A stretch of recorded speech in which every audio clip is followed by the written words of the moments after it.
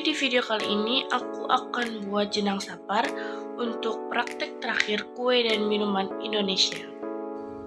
Berikut merupakan bahan pembuatan jenang sapar. Untuk detail lebih jelasnya bisa dilihat di description box.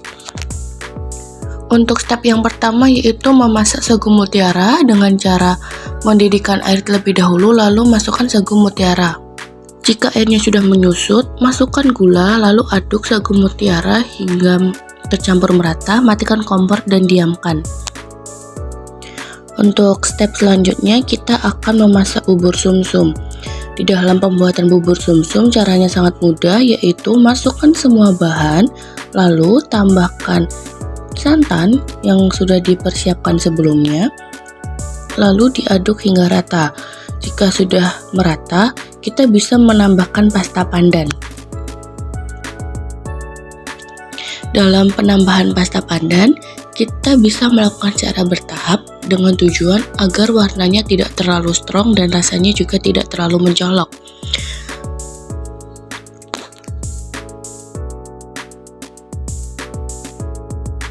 Masukkan adonan yang sudah kita buat sebelumnya ke dalam panci atau wajan yang sudah kita siapkan.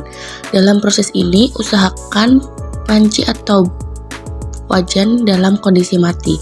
Setelah itu, aduk terus, jangan sampai ada yang menggumpal. Lalu setelah itu, masukkan pandan yang sudah kita siapkan sebelumnya dan aduk hingga rata dan pastikan adonan tersebut matang secara merata. Selanjutnya kita akan membuat adonan jenang candil dengan cara memasukkan semua bahan lalu ditambahkan dengan air hangat kuku. Penggunaan air hangat kuku ini bertujuan agar adonan tersebut dapat menjadi adonan yang kalis dan juga lembut. Untuk penambahan air hangat, kita bisa menggunakan sendok untuk mengaduknya.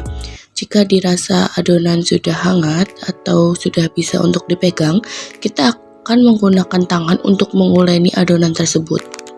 Jika dirasa adonan sudah pas, kita akan membentuk bulat-bulat adonan tersebut dengan kira-kira setiap adonan berisi 8 gram.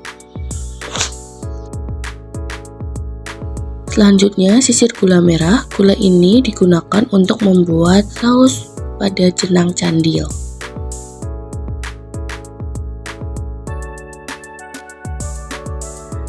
Larutkan gula jawa menggunakan air, aduk hingga merata, lalu tambahkan menggunakan daun pandan. Jika airnya sudah mendidih, kita akan masukkan adonan candil ke dalam air tersebut dan ditunggu hingga matang. Untuk indikator jenang candil yang sudah matang, yaitu dia akan mengambang dan adonan menjadi lebih besar. Jika indikatornya sudah terlihat, masukkan campuran maizena dan air, lalu diaduk hingga rata. Ulangi hal tersebut hingga mencapai konsistensi yang diinginkan.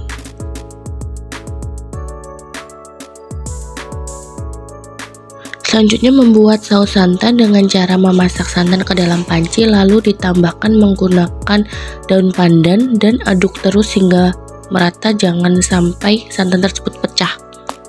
Untuk step yang terakhir yaitu kita akan melakukan plating. Dalam satu mangkok jenang sapar terdiri dari bubur sumsum, jenang candil dan juga jenang mutiara. Perbandingan antara ketiga bahan tersebut yaitu 1:1 dan 1:1. Pada kesempatan kali ini, saya memisahkan antara santan dengan bubur tersebut. Untuk proses penyajian makanannya, bisa dicampur antara bubur dan juga santan. Dan jenang candil pun siap untuk dihidangkan. Thanks for watching and